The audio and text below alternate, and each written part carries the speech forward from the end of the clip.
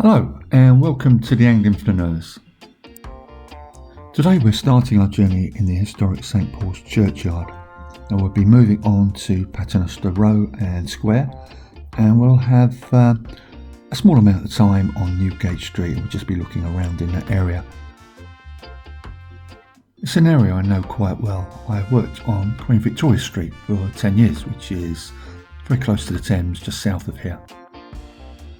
Also, I was a member of St Paul's for 10 years, which allowed you to go into the crypt, get a cheap cup of tea and cake, and it meant that you could go into the cathedral at any time, and just found it a very peaceful and restorative place, a place for contemplation in amongst the hustle and bustle of the city.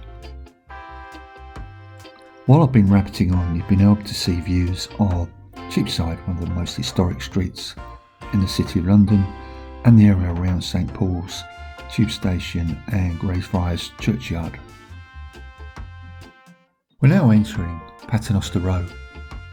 Now, this area was the centre of London's publishing trade, with booksellers operating from the streets. Now, this area was devastated by aerial bombardment during World War II.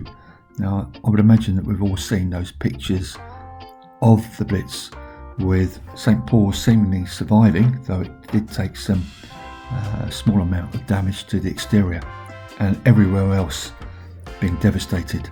And Paternoster Road certainly was bombed to destruction. The name Paternoster Road goes back to the 12th century. It was reputed this was the place where Paternoster beads were made by skilled craftsmen. The name Paternoster derives from the Lord's Prayer, and it being the opening line in Latin. The business of bookselling and printing really took hold in the 16th century. However, 100 or so years later, the business took some real damage from the Great Fire of London of 1666. The area took some time to recover, understandably, and it was 20 or so years before the area then once again became synonymous as London's centre for bookselling and printing. The second Great Fire of London occurred during the Blitz of January 1941, and Paternoster Road was visited soon after by Wendell Willkie, and his comments were as follows: "I thought that the burning of Paternoster Road, the street where the books are published, was rather symbolic. They, the Germans, have destroyed the place where the truth is told." I've just dropped in a download from Google Maps just to show you where we are within London. I've circled the area around St Paul's. And whilst walking along Paternoster Road, we've just seen some side turnings with some quite memorable names: Queenhead's Passage and Cannon Alley. We're coming across a decent Young's pub here, Young's being formerly and originally a London brewer. Now, it's called the Paternoster, and I used to come in here 20 or so years ago, I'd say about once a month, and every time I used to come in here, there was always a guy trying to sell me dodgy CDs. That aside, it was a decent place, and a pint of Young's is always quite good. We're now by Greyfriars Churchyard, where Newgate Street meets Cheapside. The church here was formerly known as Christ Church, Newgate Street, and it was established as a monastic church in the 13th century, but became a parish church after the dissolution of the monasteries in 1539. Following its destruction in the Great Fire of London in 1666, it was rebuilt to the designs of Sir Christopher Wren. Well, you wouldn't expect anything else, would you? It's just amazing what that man did. I believed he worked up until close to his death at about 90 years of age, and whereas most of us operate on a 24-hour, 7-day weekly cycle, that man must have operated on a 40-hour, 10-day cycle. And here we can see a plaque to Christ's Hospital. This was founded by King Edward VI in 1552, just a year before his death at the age of 15, to house, protect and feed the needy of London. As with Paternoster Road, the church was severely damaged in the Blitz, this time on the 29th of December 1940, during one of the fiercest air raids on London. A firebomb struck the roof and tore into the nave. Much of the surrounding neighbourhood was also set alight, and a total of 8 Wren churches burnt that night.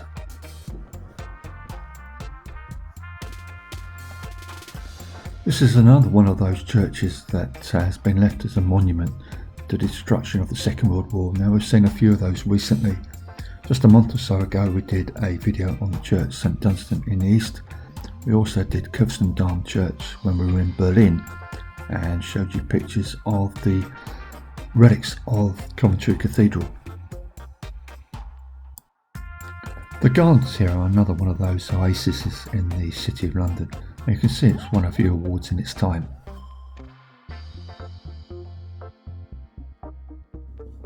The church and its surrounding area has undergone serious renovations since the Second World War. You can see before us the beautifully restored vestry house, and with the gardens it really has created quite a feature.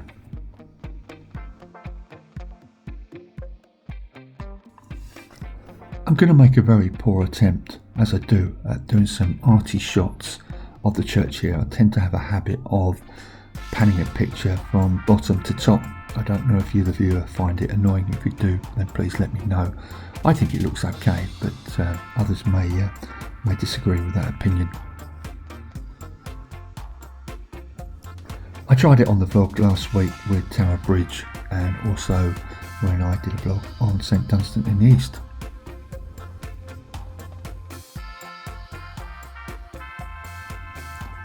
And I just happen to think that the church spire here is worth recording.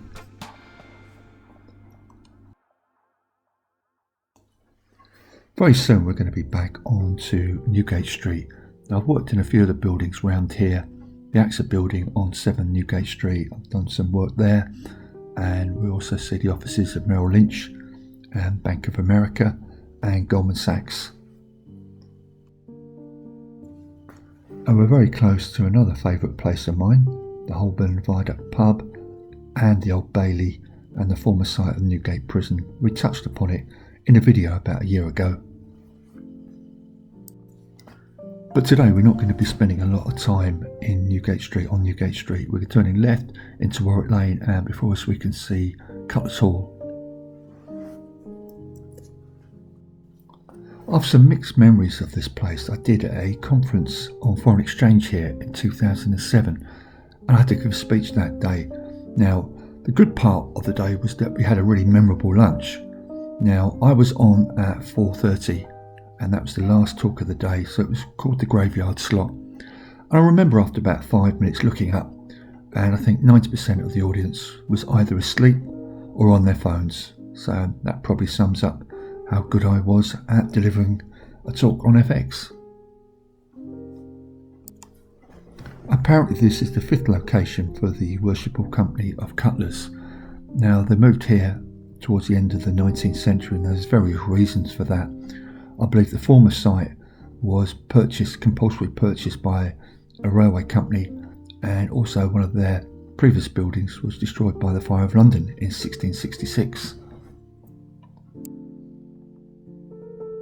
The name Amen Corner comes from the feast day of Corpus Christi, when monks would say prayers in a procession to St Paul's Cathedral. They set off from Paternoster Road chanting the Lord's Prayer, and they would reach the final Amen as they turned the corner to Ave Maria Lane, after which they would chant Hail Mary.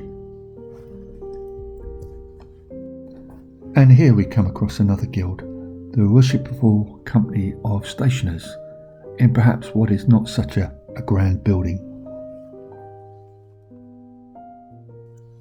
We're on to Paternoster Lane, and get ready for the ride. This is where sculptures and memorials come thick and fast.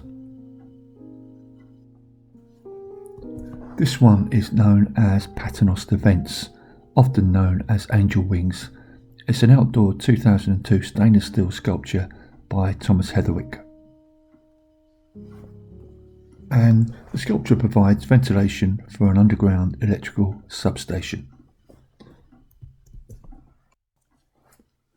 We talked earlier in the vlog how this area was bombed to smithereens in the Second World War. Now, it took some time for plans to develop for the redevelopment of this area, but there was a plan by Sir William Halford to redevelop the area north of St Paul's. Now, this building work took place between 1961 and 1967 and was very unpopular, and I've just dropped in a few pictures here of what the area looked like. Now, it came in for a lot of criticism. The former Lord Mayor of London, Robert Finch, wrote that it was an area made up of ghastly monolithic constructions without definition or character. I'll let you be the judge. I believe that our present King Charles was a critic of how the area looked in the 1970s before redevelopment, and also I remember how it looked from an episode of Minder. I think the tax office was based here, and George Cole, who played Arthur Daly, came here to sort out his tax affairs. I don't know the exact name of the episode of Minder, but for those Minder experts out there, they would probably know. And on plans initiated in 1996, the square itself underwent considerable redevelopment. This magnificent edifice before us is known as the Paternoster Square column. It's a Corinthian column of Portland stone, toppled by a gold leaf covered flaming copper urn, which is illuminated by fibre optic lighting at night.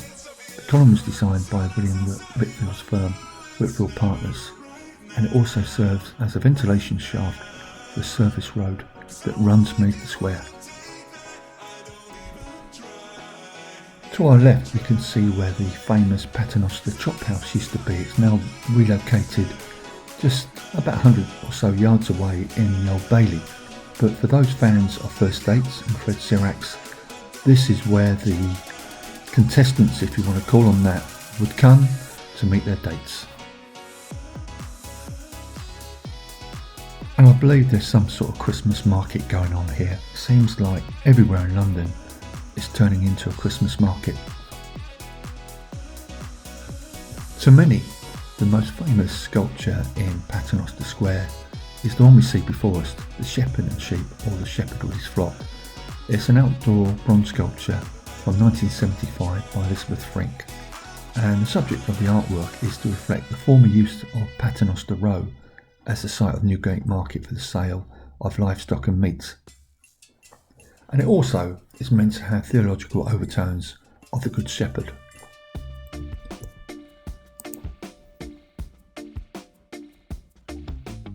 It was unveiled in 1975 by the famous musician Yehudi Menuhin, who described it as the antithesis of the buildings surrounding us.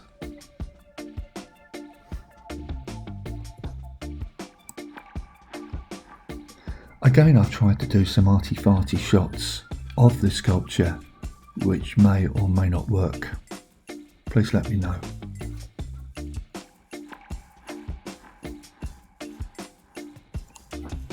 And Paternoster Square is now the site of the London Stock Exchange. Moved here almost 20 years ago from its former building in Threadneedle Street.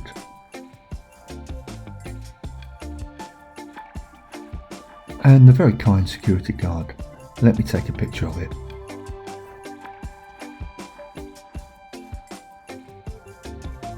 And very soon we'll be coming across another famous sculpture in Paternoster Square, that of Temple Bar Gate.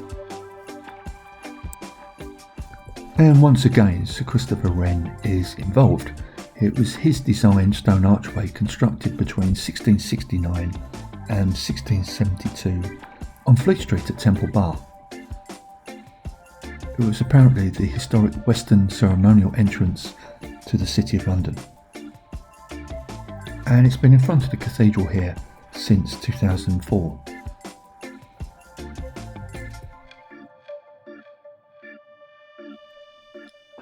We're back onto St Paul's Churchyard and we're looking in the direction of Cheapside, and we'll just have a quick look around the area before we finish the vlog. We see Paul's Patisserie on the left hand side. That's a very nice place to go to, especially in summer. There's a few brave people sitting outside today, braving the cold and the pigeons who will be trying to nick your croissant. Also, we can just make out the entrance to the crypt at St Paul's.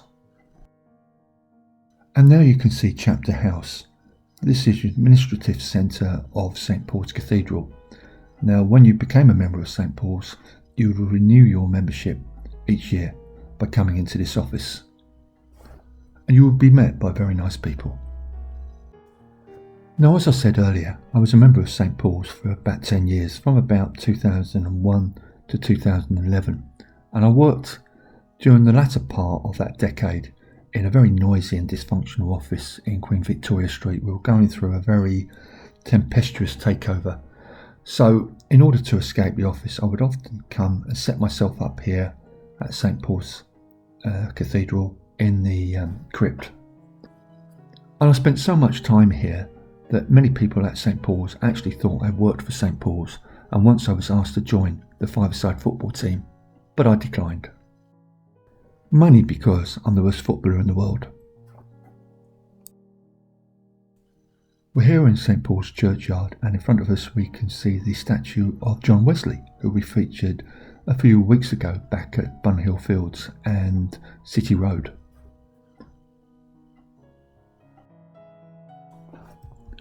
And it was here on the 30th of January 1606 that four men, Sir Everard Digby, Robert Winter, John Grant and Thomas Bates, were executed for their part in the Gunpowder Plot.